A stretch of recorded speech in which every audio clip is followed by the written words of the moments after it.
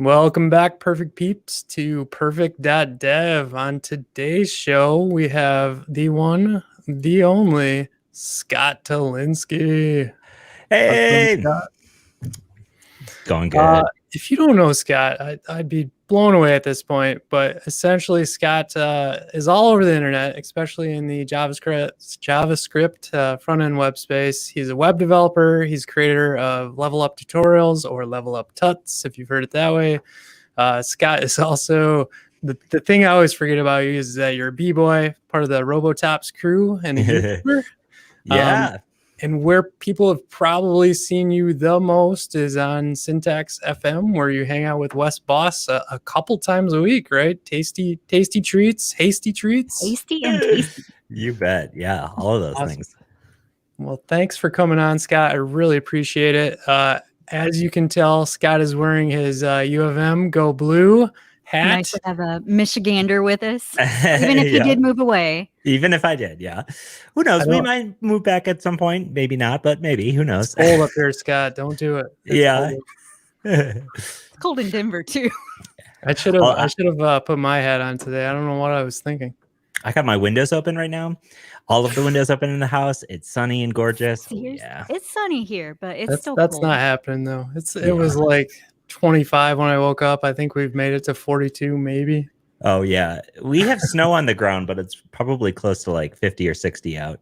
Nice. Oh my goodness, that's crazy. It's like it's weird like that. We'll get dumped on with snow and we'll get a ton of it. It'll be super cold for a couple days. The sun's out, and then it just feels like summer in the middle of January or February. So that's awesome. I've got a shout out already from what's up, Michigan devs. That's exciting. I think there's becoming more and more Michigan devs. I really do. Yeah.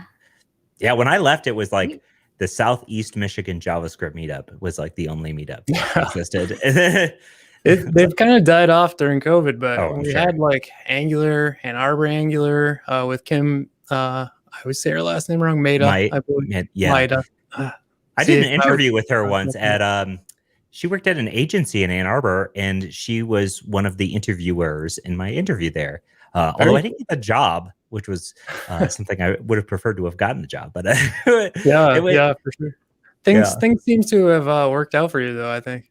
Yeah, it's all good. You're doing okay. Yeah, I think you're doing all right. So probably I just noticed that Brittany has it in her background, but what I haven't brought up is that we're going to talk about creating a learning platform. Look at you. Your green screen name is on point today. I love it. Is Scott's face behind you as well? Is that how that is? No, I edited it a little more. You've been playing in Figma all day. I see. Very cool. So yeah, we are talking all about creating a learning platform, and the reason for that is all of Scott's wonderful work on Level Up Tutorials. Brittany and I have both been fans for years now of both Level Up and Syntax, and so pretty excited to have you on. I know Brittany's been giddy all day. She keeps pinging me. Scott's on. We're going live, right? I'm like, I was just gonna save this episode. She's like, we gotta go live. Oh no, I was like, Scott retweeted that we're going live. So we're going live. We're going live. That's right. We got to do it live. So our first in many questions as we get through this discussion, when did you first start deciding to create a learning platform? Like what prompted that? Yeah, the big thing for me was I was working my first developer job. So my first full-time job, I landed as a developer in March of 2011. I remember distinctly there was an agency in Ann Arbor called Q Ltd, and they had a job opening for a developer, and they didn't have like a ton of openings pop up. And my wife found it for me, and I wrote this like really, really good cover letter, like super impassioned, like this is my dream job kind of cover letter. And I got the opportunity to work there, and that was in April or March of 2011. And then so by March of 2012, I had already started Level Up Tutorials. So I was working there with a guy named Ben Schaff, who was my manager, my boss at the time. He's now working at the University of Michigan, and he's, just a fantastic developer. And so he was my mentor for a lot of things. And he and I used to buy a lot of tutorial courses on Expression Engine or Drupal. There were several companies that made them in Drupal. And he and I just used to have these like chit chats during lunch, like, yeah, this tutorial was good, but like I didn't like these aspects of it. And then we used to watch a lot of stuff on YouTube, but YouTube at the time, there was like 1 or 2 channels doing programming tutorials. Yeah. And they were like mostly done by people who were maybe better at the tutorial, like creating the content than they were at the code stuff. So there were like examples weren't good, not real world, whatever. And it didn't feel like I felt like I was learning something, but I didn't feel like it was practical. So he and I was just like, hey, how hard would this actually be to do? Like like how difficult would this be to sit down and record a video tutorial? And I started small with some After Effects and Adobe Premiere tutorials instead of coding. Cause I was like, I was only a year into my first pro job. Like I had worked, like done freelance gigs and stuff before then, but it was like my first real web dev job. So I was still feeling a little self-conscious about it all. And I dug in with the Premiere tutorials, and it just wasn't like, they weren't going super well. So then I was like, well, maybe I'll try my hand at some Drupal and Magento tutorials, because I was doing a lot of Drupal and Magento. And they seemed to not only like pick up some steam, but I had like a billion topics to do, because Drupal at the time was mostly documented through their own like package pages. And these package pages, the documentation was either like non-existent or not good, or you'd have to sit through it like a conference talk or something to like really pick up little things here and there. And I was just like, you know what, I'm going to start doing the little stuff that nobody's done on here. How to create views this way, how to install Drupal on Mac, how to do this, whatever. And I just started creating these little ones. And I don't know, it's been a long time since I've watched any of them. I'm sure I'm terrible. But, you know, I just started doing them. And around the same time, I had gotten a concussion from dancing. I'd done a little spin around and smack my head on the ground. And I had suddenly 3 days a week, a few hours in the evening. My wife was getting her PhD at the time, so she was busy, to say the least. And I typically would go to dance practice 3 times a week. I would drive out to Ann Arbor. We lived in a smaller city outside of Ann Arbor, but I would drive into Ann Arbor, go to campus, and then dance on campus with a group that I had been a part of since I was in college. And I would do that 3 times a week for a couple hours. So I suddenly had this huge gaps of time where I was just like, well, I could sit at home and play video games, which I was already doing the other 2 nights of the week, or I could, you know, take on more projects, or I could just try this video tutorial thing. And so I would work all day long on Drupal. I would come home, eat dinner, hang out with my wife. She would go, you know, start to do her studying. And then I would go to my office and record a couple of tutorials. And if they were good, I'd keep them, throw them up. If they weren't good, I'd just toss them. And next thing you know, 3 days a week, a couple hours here and there, I'm producing 9 tutorials a week. Oh, wow. Yeah, I used to have like goal lists and stuff, and I had more topics than I had time to do. So it's not like I was running out of time, because there's an infinite amount of things to teach in Drupal and Magento and whatever, like literally infinite. And so I just started doing it here and there, and over time it just kind of picked up. So the guy who created Compass, Chris Epstein, retweeted out my Compass and Sass tutorials at some point, picked up a little bump in traffic, and then the Drupal ones just slowly kept growing and growing. I bet the Magento ones I have up, the Magento ones ended up doing really well for me, because Magento is really terrible, like not terrible platform, but it was really difficult to develop it and debug. Well, things that are hard to learn, I think that's what you found, is like a little niche of content that wasn't already out there. So you found that and got that content out there and provided it to people that needed it. So that was probably a big driver. And you didn't graduate from college for that. So how did that transition happen? Because you did music production, is that right? Yeah, I went to school for music production. The program was called Performing Arts Technology. It was at the University of Michigan, and I had a media arts concentration, because within Performing Arts Technology, there were 4 concentrations, and each of those concentrations only admitted 3 students per year. So like it was a really small group of students and very hyper focused. So my media arts was video production. I had to take 18 dance credits, 18 art credits. I ended up taking like sewing and stuff. Just like a bunch of like all around art multimedia. One of the classes I took was like projection installation art. That was a class where like the whole focus of the thing was focusing on projectors, spaces, and creating interactive art pieces. And I did a little bit of programming through there using a language called Max MSP and Jitter, of which I don't do anymore, but it was really cool. People in my program were doing like nuts stuff, like a ping pong table that played music based on the triggers when you were hitting the ping pong balls. That's pretty cool. Yeah. So everybody was just doing kind of bizarre stuff. And a lot of people from that program like went on to do like huge things. And I always was feeling really like, well, I'm the only one still in Michigan and I'm doing absolutely nothing. One of my best friends was like the guitarist of 30 Seconds to Mars with Jared Leto. His like Instagram feed was him hanging out with Jared Leto. And I'm just like, what? You jerk. Like, that's amazing. Yeah. So everybody went out like, another one.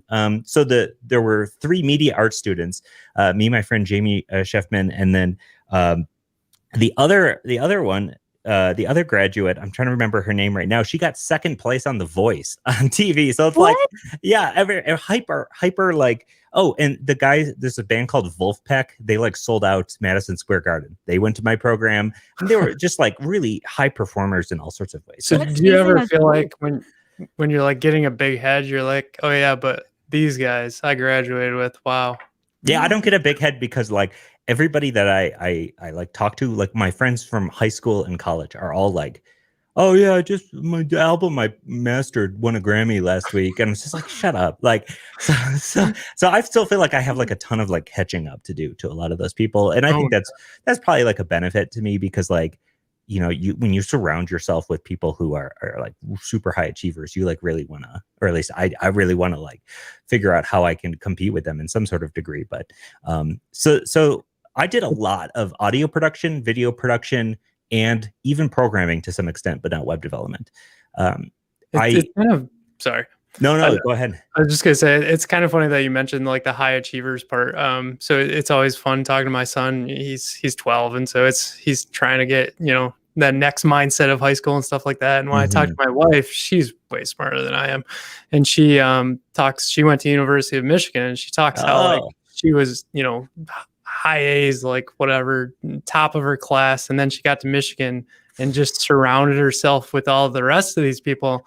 And it was really a like down to earth moment for her of, wow, everyone's like a rocket scientist around here and I am just doing this other thing. So this is kind of incredible to meet these other individuals that are going to Michigan. It was like that. I like dropped my freshman level. I didn't even have to take math. I took math for fun at Michigan and I dropped it because I tested out from AP Calc and I tested out. And I was like, oh, I'll just take math because I'm good at it. And I was like a couple weeks in the like Calc 3 or whatever I had tested into.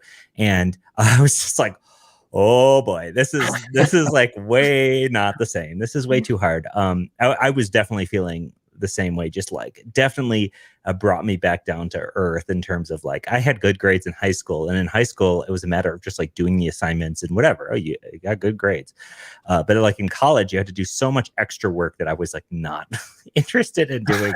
I would be in the back of my music history class working on my personal website, and that like should have been like a little indicator to me. Like yeah. And how much of that do you even use now? Yeah. You know what? Surprisingly a lot. But. Well, not music history, no, because I didn't learn anything in that class. I got a D in my music history class, and I love history. I'm a big history like person, and I love music. So you'd think that would be really good at it, but like the whole premise of the class was like he'd play a 30-second snippet of some song out of which you were supposed to memorize like 200 plus of these songs that are an hour long, whatever. He'd play like a 30-second snippet. You had to say the composer, the year, the style, what things were important about it. And I straight up bombed every single one of those exams. And I studied hard for it too. I just could not do it. Not for me. Yeah. Brutal. Yeah. So that's kind of how the birth of, was it Level Up tutorials back then too? Yeah. Wow. Our initial colors were blue and orange, and a friend, my boss and I, Ben, he used to do the tutorials with me, and he and I tried our hands at doing a design for it, and it never made it to production in any sense, but it looked terrible because neither of us were designers. So we had a guy, Mike McMillan, who actually recently moved out here, and he's just a fantastic designer. He was at the time, he was like an intern at the agency we worked for, and he was just a fantastic designer all the way around. And he came up with the logo, the brand colors, the brand identity, and everything just as a favor for us. And Mike's a super cool guy, and he hooked it up, and we've been rolling with that ever since. So yeah, so back in those days, it's hard for me to remember. I don't know if Udemy was as big as it is now, or some of these other platforms, but was there ever a moment in there where you just said to yourself, like, I'm just going to keep doing my own thing? Or was it, maybe I should consider getting on one of these larger platforms so that I can get more of an audience and actually have a sustainable paycheck and not have to worry about, when's the next dollar coming in so I can feed the fam? Yeah. At the time, YouTube paid pretty well, like much better than they do now. So no, not anymore. And so we were like, oh, if like I wasn't planning on doing anything other than here's like rent money, right? So we were thinking like, okay, if we put out these tutorials, we can both just have our mortgages or our rent paid, whatever, and still collect our paycheck day to day at work. That's no big deal. Like that was the goal. The goal wasn't for it to be a full-time career ever. It was just to make extra money on the side. There were really no platforms to do that on other than like lynda.com or some of those that you'd have to be invited to be in. And actually I did get, after my YouTube series for Magento got blown up, I did do a course for Pact Publishing, and that pretty much opened my eyes into terms of some of these mega publishers like that, just how bad the pay is there. Making more money off of YouTube for the same thing, and the money I was making off of YouTube wasn't any good. So it was like, at that point, I had been like, okay, well, I'm not going to make any money doing any of this stuff. And I didn't really have any plans to have it be anything other than free tutorials on YouTube, just for fun, essentially, to try to grow it. And that was 2012 to maybe about like 2015. That was probably my state of mind through that point. Yeah, very cool. So as you kind of grew your own platform and you were kind of struggling through like, what should we host this on, what code base and those sort of things, I find those are always like a good spot to start to learn yourself. Is that kind of how you've structured, like every time you iterate and change your own learning platform? Is that kind of a moment where it gives you the opportunity to learn and then go ahead and go back and teach the course on what you're doing? Or how do you find that motivation to like put out the courses you do? Yeah, that's really it. It's always been the stuff that I'm interested in working on already is like the stuff I want to teach, because I teach better when I've just been struggling through something for so long. And that was really it with Drupal. We'd had so many bugs that were undocumented. So it gave us an opportunity to say like, all right, here's some undocumented stuff here. Let's talk about this. And that's really like how it started and how it's always gone. Even right now, the latest course on Level Up is about understanding authentication in Node. Like, let's say if you wanted to roll your own authentication system, what's involved there, right? From understanding hashing, salting, encryption, those types of things, all of the nitty gritty if you're not using a library to do your authentication. And it's because I just wrote that same code for Level Up tutorials. In fact, it was such a good process for me because I wrote the code on Level Up tutorials. Then when I did the tutorial course, I got to rethink it all from scratch, rewrite it all in like a beautiful, pristine environment, and then bring that code back into Level Up in the ways that made sense. So it was like, all right, it's almost like I don't know, when I'm really, really working hard on something, I hit so many little things here and there. I run into so many points, and I jot down, little notes for myself in terms of like, what are the big things I hit? So for me, it has always been like, what am I, not like what is going to get the most views, but like, what can I explain the best right now to other people? Sure. Yeah, that's fair. So I think a lot of people don't know if they're not used to making courses or lessons. A lot of times, like you'll think of something and you start to go through it and you're figuring it out yourself because it's new to you too. But then you also have to make that a realization, right? So you need to make an application out of it. I know you were talking the other day on Syntax about like some canned things that you always run through when you're trying out like a new framework or something like that.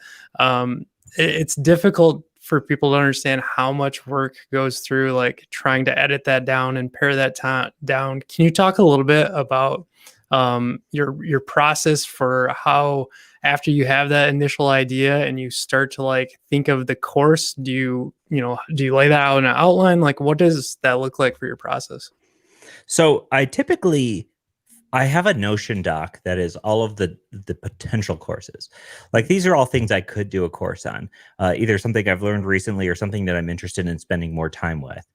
Like for instance, the course before the most recent one was on Cypress, and I had done a fair amount of Cypress, but I'm sort of like, you know what, our Cypress code could be a lot better. Let me take some time to really like think about this course and what might be in it, and then use my code base as a learning grounds for it, rather than so it's almost like the opposite of that. I had the idea to do the Cypress course first because it was already something I knew a little bit of, but wanted to dive in deeper.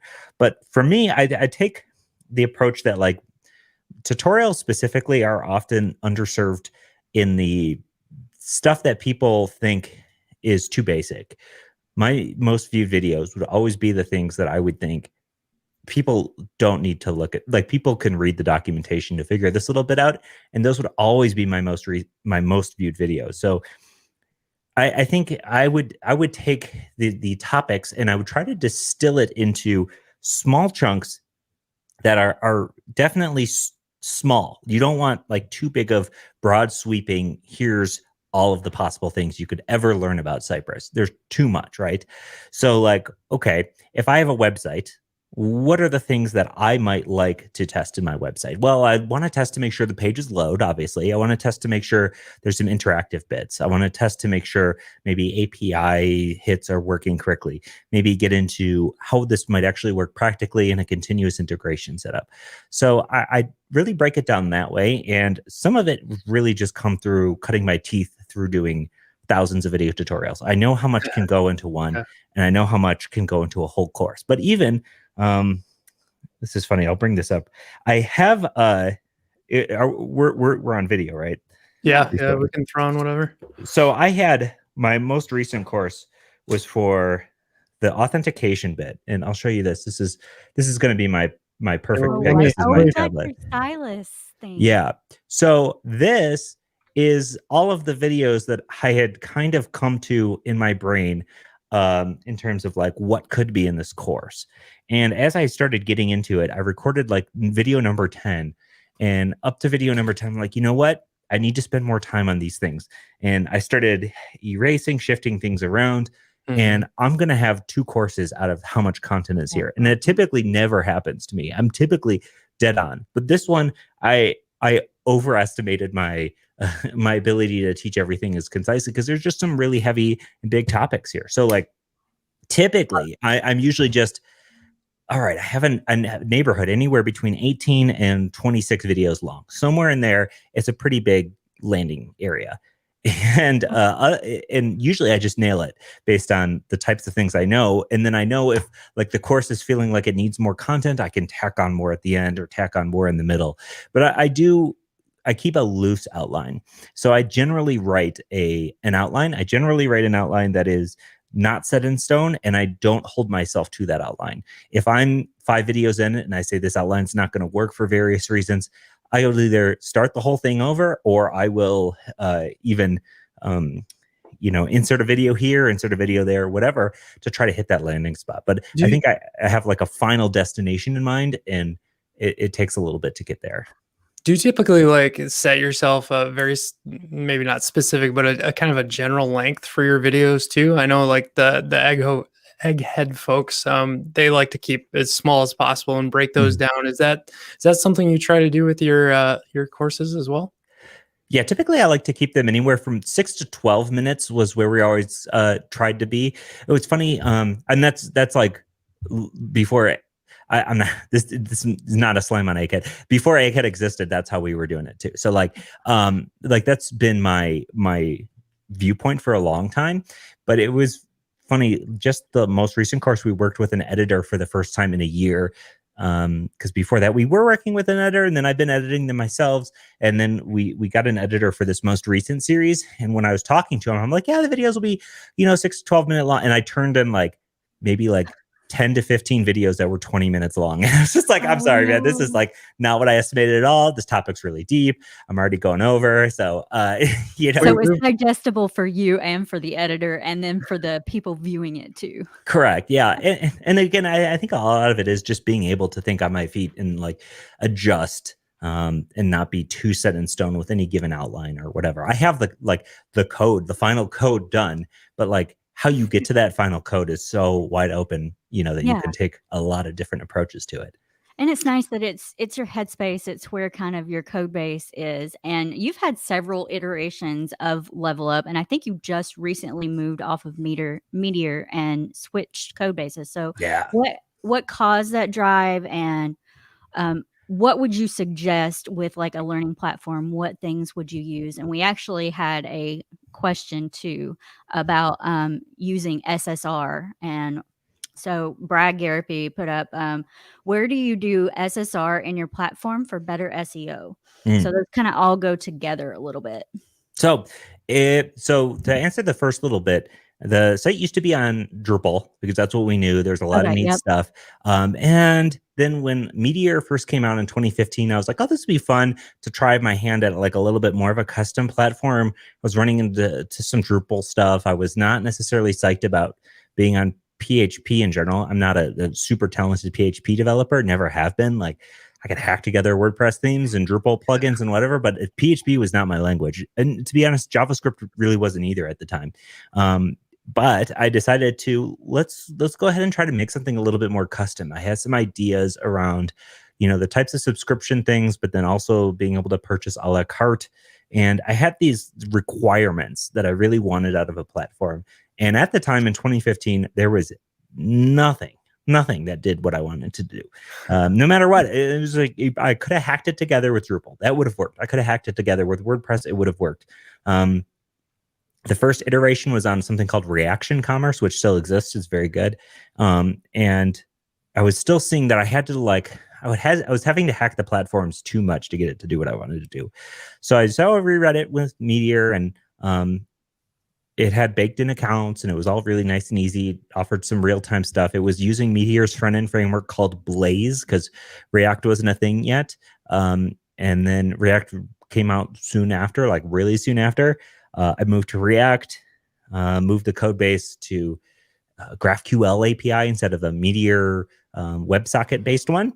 And and then eventually to TypeScript. I've refactored it so many times. And then eventually the whole thing was like, listen, I'm paying a bit of a price for Meteor. It's a little bit more expensive to host. The CPU usage is pretty intense for it because there's a lot of real-time stuff behind the scenes. And I'm not using any of it. So basically, Meteor has a lot of really fantastic things. It's like, it would be like, oh, I'm in, do you guys remember DC or DZ Discovery Zone from when we were kids? Oh, wow. Yeah. I was like, I'm in DZ Discovery Zone and there's all these slides around, but all I want to do is sit on the computer. Like I'm not using any of the slides. That was a great. Yeah. So, I mean, it was like that. And so I decided to build my own platform, and I'm using a whole bunch of neat build tools. I'm using Snowpack for the front end. I built my APIs, still Apollo and everything. And it really, since we weren't using Meteor for very much, all we had to do was rebuild the account system, which was a pain. And we had to redo any sort of build or bundling and hosting for that matter. So our API is now separate from the UI. They've always been intermingled. Now they're separate. They're both hosted on render.com. And it's like very nice. I have full control over everything. I was just writing a whole bunch of neat features today. Do a lot of like fun code generation stuff now because I can. It's like it's my platform, so I can add like fun little neat things to it. So that was really the main driver. We wanted to take advantage of some of these speed things. We're using a lot of like neat new tech, and With Snowpack, we're getting these crazy fast 50 millisecond rebuilds in awesome. development time. It's crazy. That's Yeah. And it's like the fastest hot refresh you've ever used in React to change JavaScript. And I'm just like, I can't go back to anything else anymore. This is it. Is it still using Create React app though? No. So the front end is using Snowpack, just Snowpack, and Create React. It basically does everything that Webpack would do, or in that case, Create React app would do. Everything, yep. Yeah. And it's very good. I had to, customize it and whatever. One of the downsides to all of this is that Meteor did our server-side rendering, which brings into Brad's question. So Meteor did our server-side rendering. And it was, when I say Meteor did it, it was like a helper function that loaded up some stuff. It wasn't that intense. The things that Meteor was doing. For the most part, we were running our own server-side rendering implementation from scratch ourselves already. And it was a giant pain. Like there was just like often things like code splitting. When you have server-side rendering and we were using React Loadable, but not using Webpack, it was like, shoot, how do you do all that? Like all of the examples use Webpack. All of this, there's plugins for this, but nothing that we could tap into without writing it ourselves. So for this release, we chose to release the latest version with just client-side rendering because I ran a Googlebot crawler, whatever they have in Webmaster Tools, and it said it could read things fine. And I was like, okay, sure. Do you ever care to like run the Bing Webmaster Tools or whatever they're called? Yeah. Well, we don't rely on SEO that much, which was, I've never been too obsessed with analytics and data in that regard.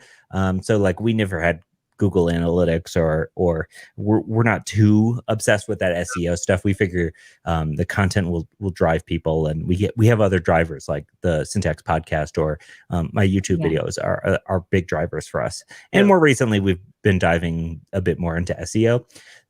I haven't decided what the future of SSR will be for the site. I'm pretty sure we had better SEO scores with SSR, but it would be really tough to do.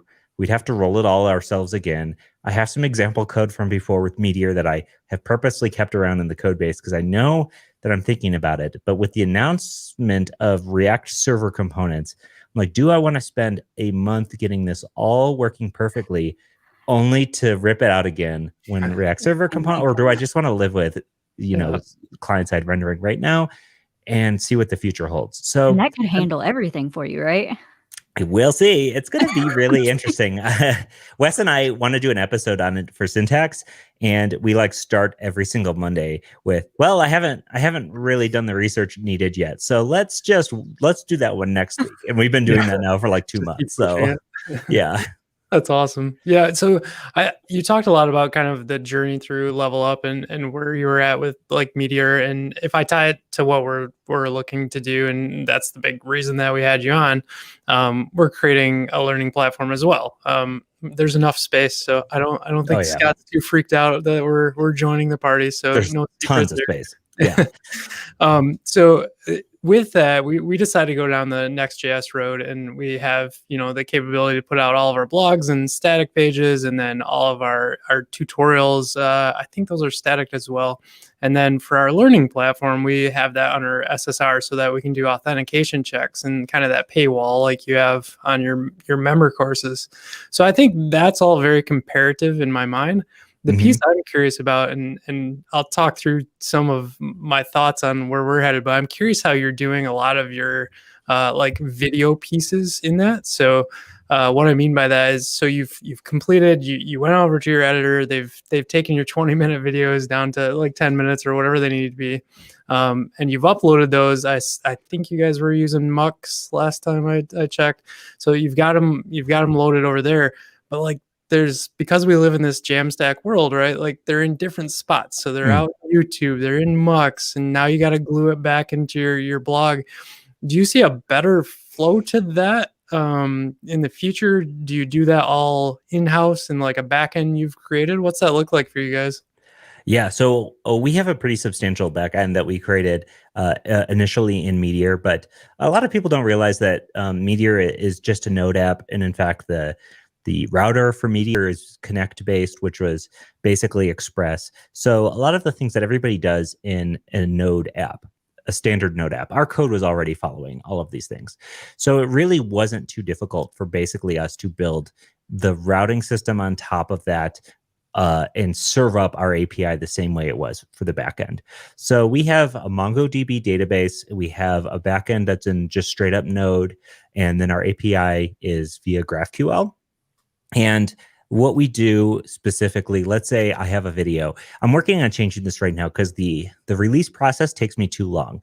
I have to upload each video individually. I gotta zen wait. I gotta wait for it to process and hand write all the details, which is why you occasionally see typos here and there. And it's too much for me. The best flow we had was when we were using YouTube embeds, which we do have quite a bit on the site. I was sort of gaming the YouTube API by having all of the links be private and embedding them, and then hitting their API and then just saving those URLs into the database. So that way I could still hide them behind a paywall. You couldn't access them on YouTube. And at some point I was like, one, it doesn't feel premium. Like, it doesn't feel like a product you'd want to pay for, the videos on YouTube. But two, like, I wasn't quite sure if YouTube would ever catch on to that and be like, wait a second, we're not getting a cut of any of these sales or whatever. Let's just pull his channel or whatever. So I didn't want to put my faith in YouTube like that. So that's when we made the move to Mux last year. And the Mux platform is basically, you could think of it, if you've ever used something like Cloudinary, where you can upload a video and it creates it on demand. That's basically what Mux is. We had to, unfortunately, write our own video uploader, which is my first time doing that. Created a form and I used a package called Upchunk, which is made by Mux. And Upchunk, basically, you just pass it in the form data and you say, Upchunk, go. And that's like really it. Careful with that. And they have like a whole webhook way of doing things, but what we ended up doing is just pulling it. So poll, P-O-O-L-L, rather than pull. What we do is we upload the video and then we just hit it every minute to see if the video is done processing. Is the video done processing? Yes. All right. Gets all that information, stores it in our database with an ID, and then we use player.js, which is like the video world is complex because the way Mux works is that you're using, was it? I keep on HLS, maybe I think is the format, HLS or something, HLS, and it's complex. Yeah. So but at the end of the day, we basically are just being spat out an ID from Mux. We append it to the URL, we put it in the video player, and it just works. So that's pretty much it. We just store everything in our database. We pull it up. Each piece of content has, access levels attached to it, who can access it, and those types of things. And we just actually recently started using the Mux Data, which is like their whole big analytics data platform, because we're going to start paying content creators based on like a royalty based. So based on how many views they're getting. And so for that, we need really intense analytics to make sure that everybody's getting their fair share. Yeah. So I think you talked through, we have very similar flow. Obviously, we're still working on our platform, which we're hoping to get done by the end of this month. But the part that like struck me that you said was it's still like a process getting through all this stuff. And it's like super painful in my mind. And so our backend it's in Firebase for Firestore. And then we use Cloudinary for all of our videos and images. Thank you, MDE folks, because they're helping me out with all that. But when you go through that, like you just said, you're going from writing on the Remarkable, or then taking that to Notion, and then you've got to create a video. Then you have to get it edited. Then you have to upload that video somewhere. Now I need like an API to hook that thing back in. Now I need to type the blog up with the course, and I got to get that video back over. Like, there is so many steps to this process. And I feel like there's got to be a better way to like reduce that down. So I keep exploring like pieces for our app.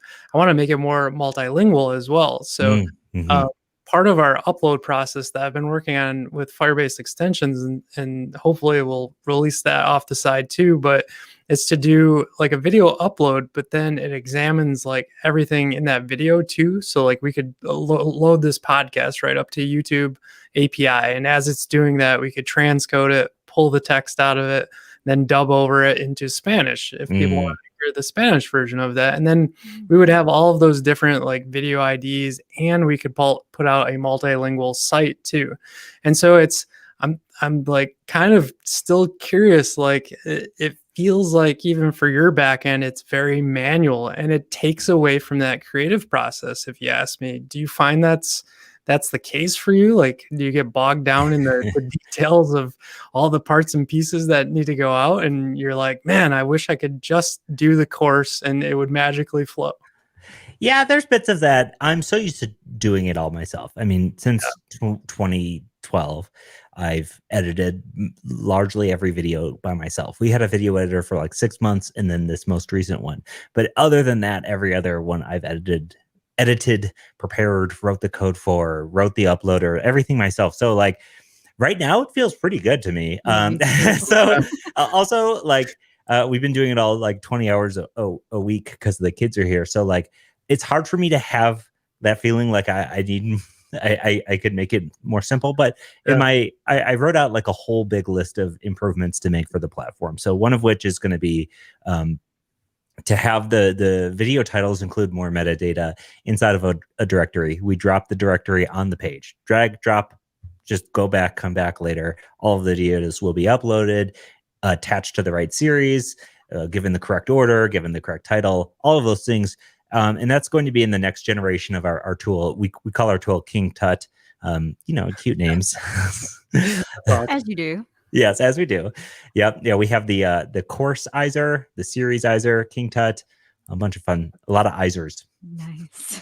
No, it's really cool. I find that so like you, like we want to bring on authors and stuff like that too. Do you find, and maybe you haven't had this requirement yet since you're not there yet,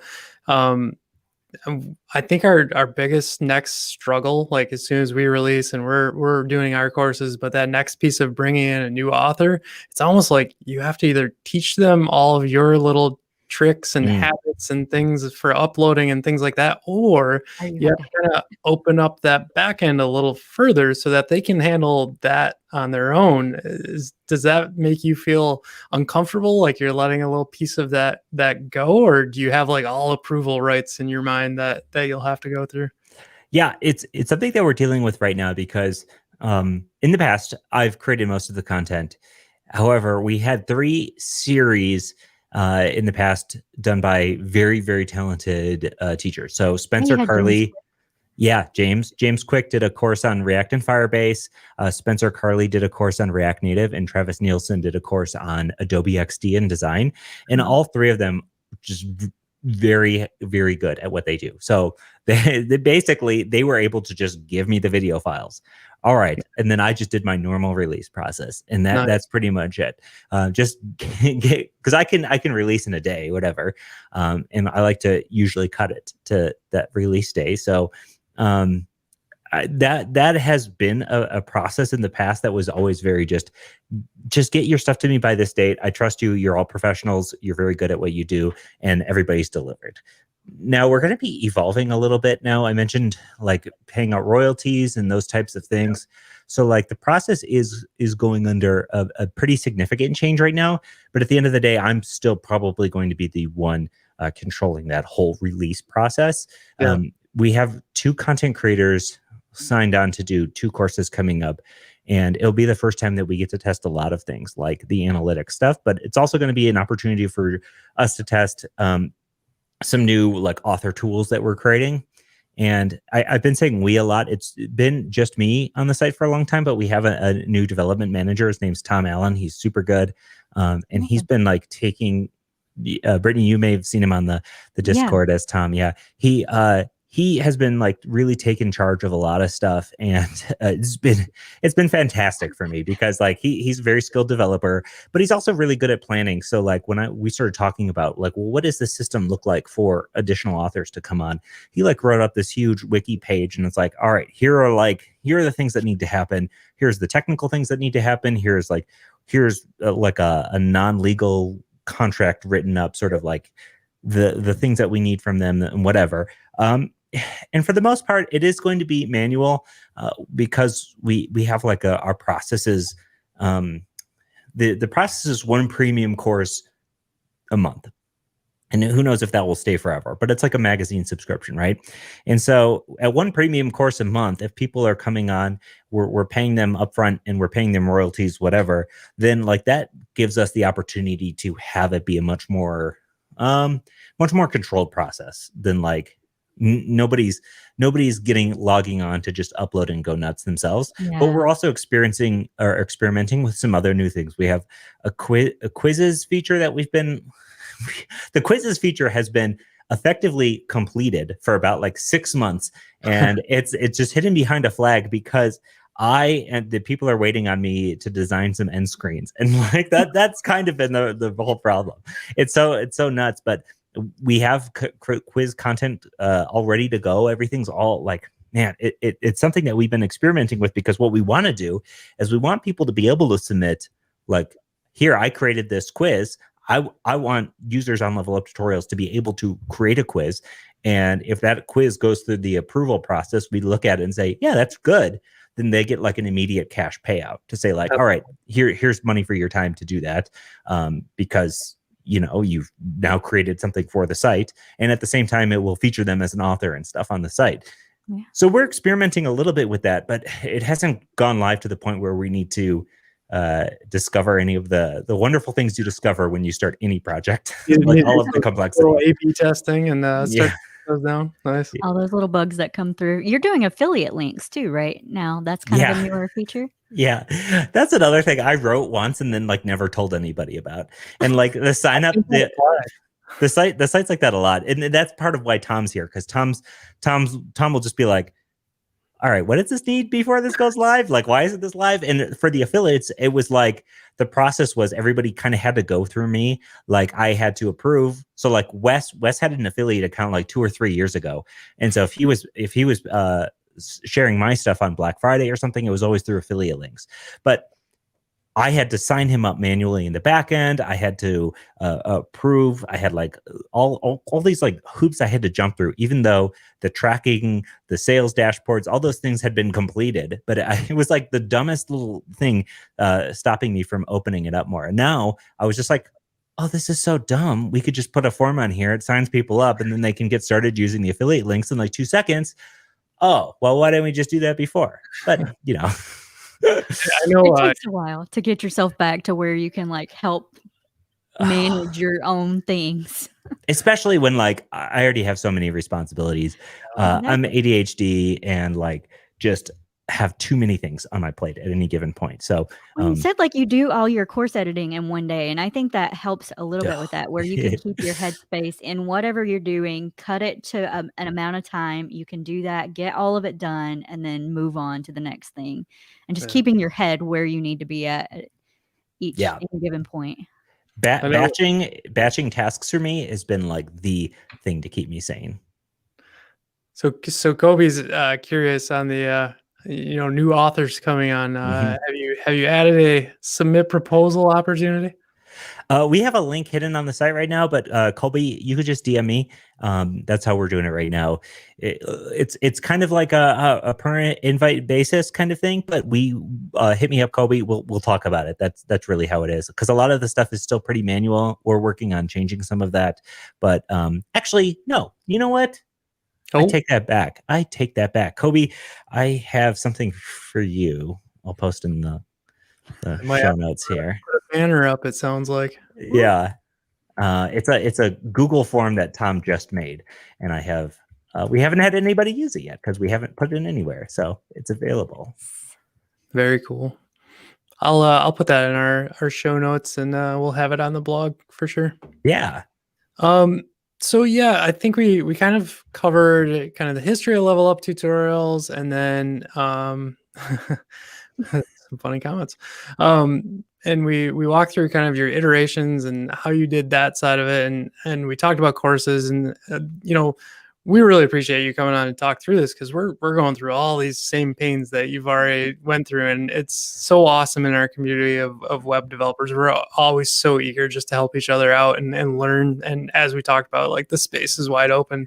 But the one thing that I kind of find still difficult after doing, I haven't been doing great coursework. We'll get there, but building up that audience, do you find that it's more important to create like one amazing course, or is it, many courses that really helped you out? Can you talk through that process and how to build that audience up? I think any way you go about it, you need to get like reps in doing the teaching.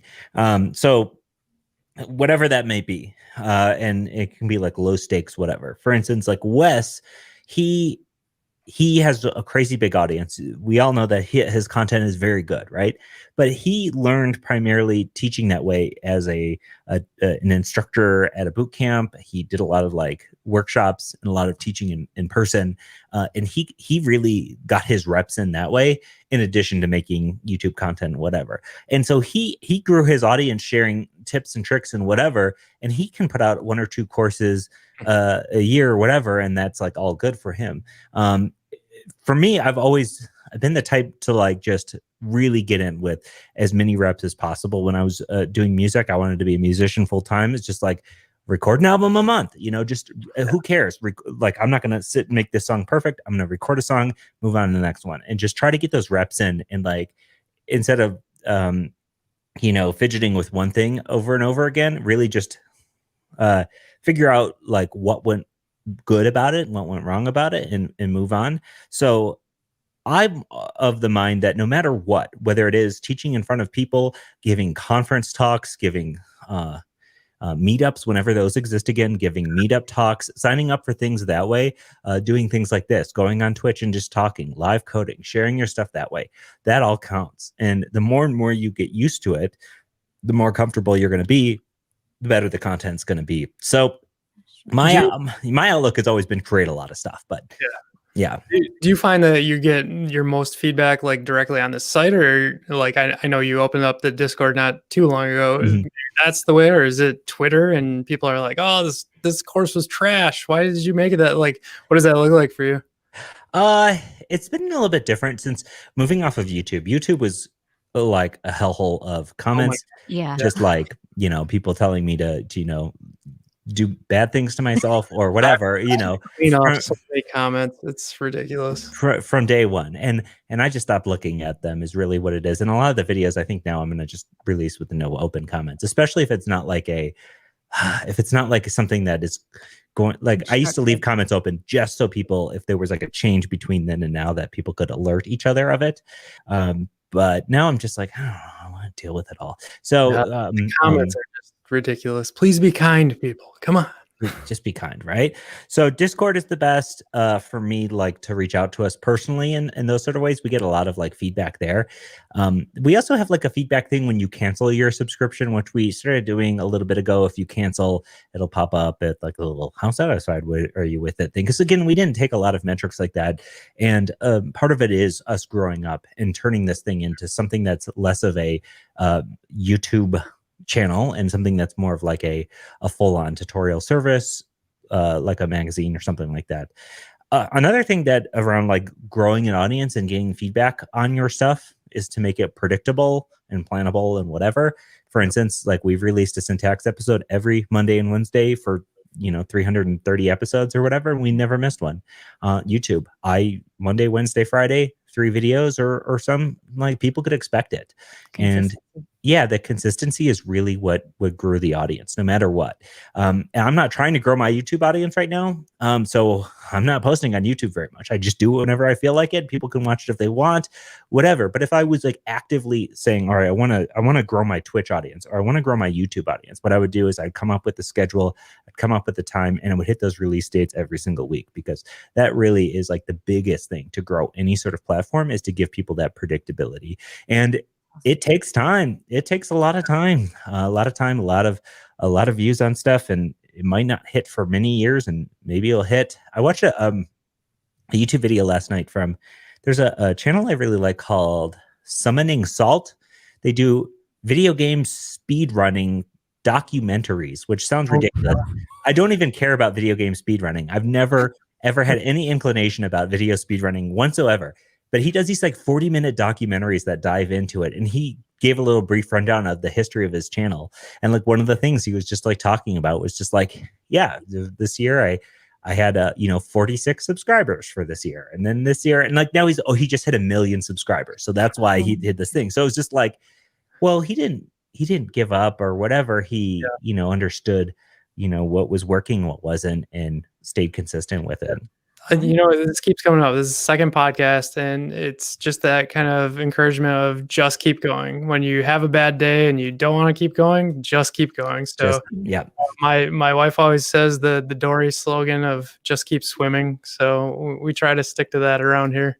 Yeah, I know. That's how I've really approached everything. From like, when I first started wanting to learn how to dance, everybody told me it was ridiculous that I wanted to learn how to break dance, because it was like, you can't dance. Like, what are you thinking, man? Like, I was like a skateboarder, or, that did not have any dancing bone in my body. And it's just like, well, it turns out when you show up to practice, every single week, and you show up for practice for 15 years, you get kind of good at something. Like it is amazing how you chip away at it a little bit every day. And next thing you know, you actually are where you wanted to be. So like you weren't spinning on your head day one, right?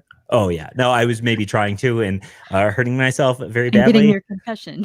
Getting my concussion. I was certainly known as somewhat reckless, so like that's definitely a thing. Just being able to be a little bit reckless. I cannot be reckless anymore. I do not have that regeneration ability anymore. And you have children. And right? I have children. Yes, yeah.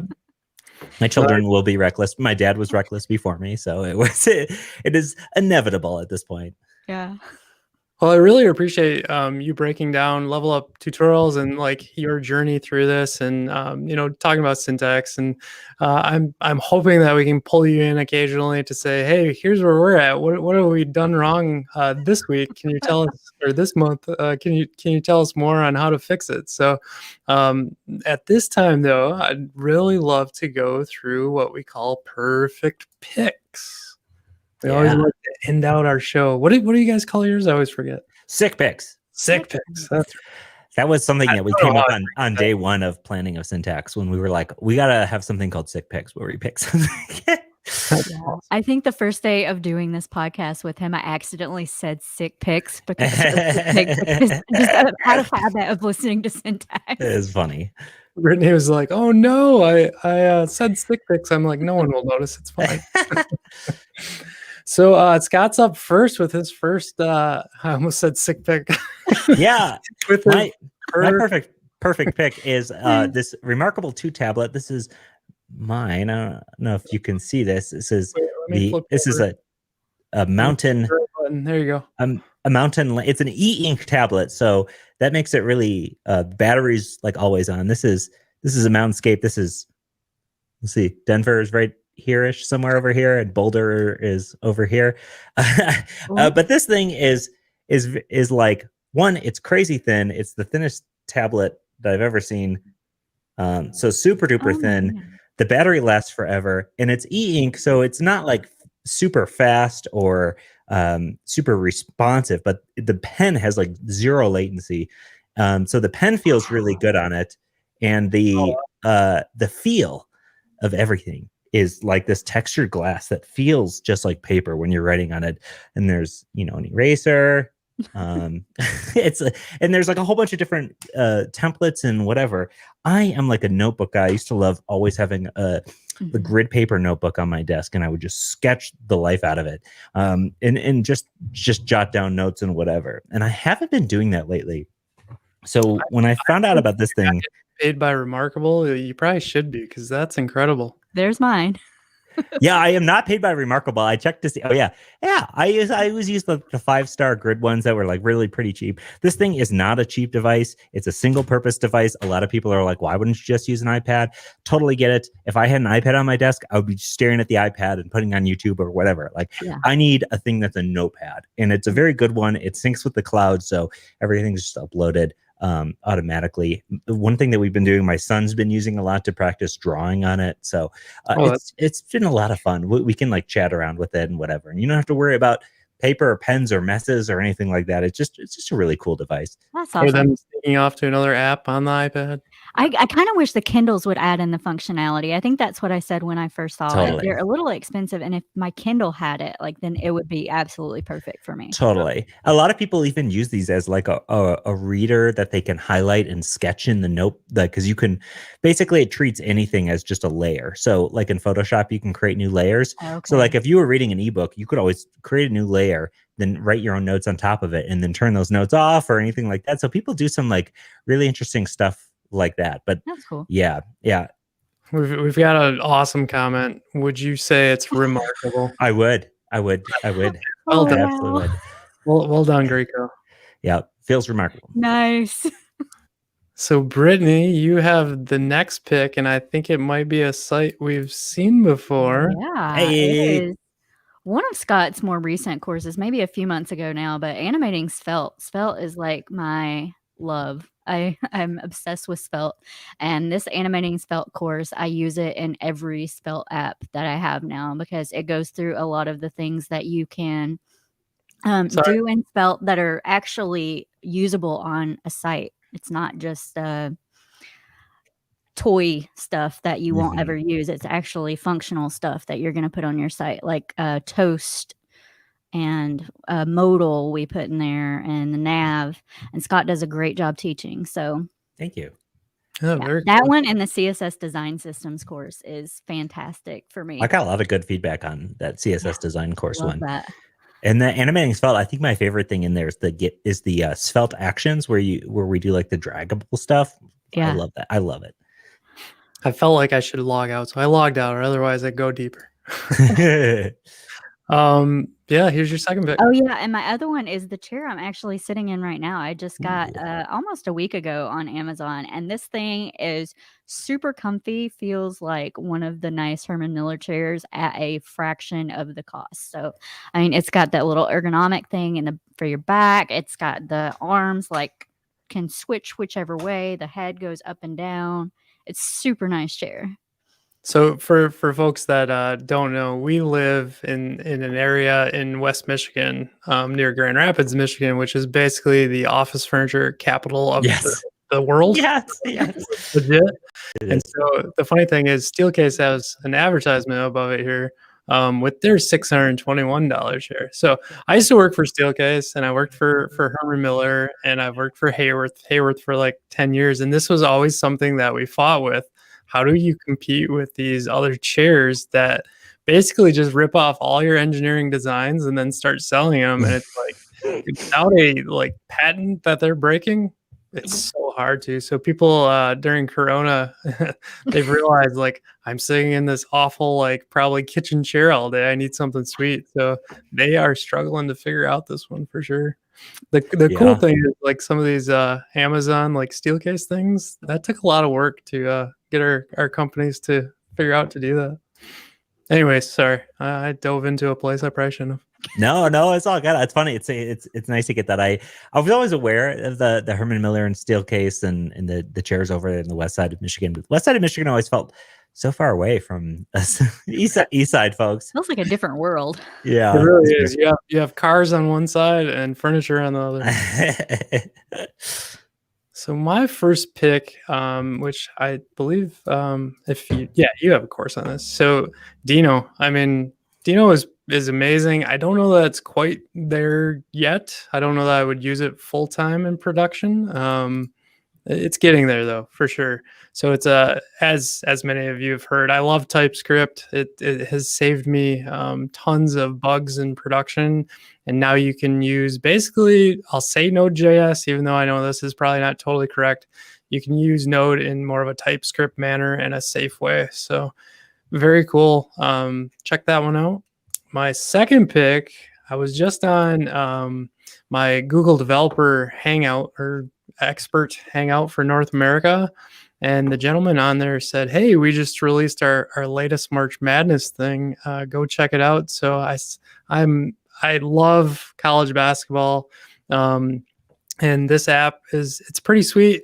I thought it does run on my Mac, but I didn't realize it was not specific for a Mac. So it works very well on my iPad though. It's very cool to go through different brackets and things like that. and they just released it. If I click on history version, March 2nd. So he wasn't lying. He was doing it while we were on our Oh, geez. They don't have an Android version?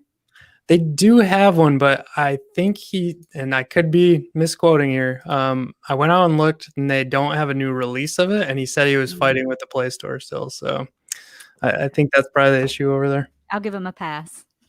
Very cool. All right. Well, thanks again, Scott, for coming on Perfect.dev. I really appreciate it. I hope we can have you on again. Maybe you have some new features coming out, and we can chat about it. Do some comparisons. Yeah, you bet. Anytime. I'm here, and I got 20 extra hours a week to work with. So I'm sure you won't fill those up at all. Yeah, I'm ready to You'll find go. something to do. Yeah. Very excited. Thank you so much for joining us. Oh yeah, thank you so much for having me. Thanks again. Stay warm. Oh wait, you don't need to. Yeah. Take care. See ya. Bye.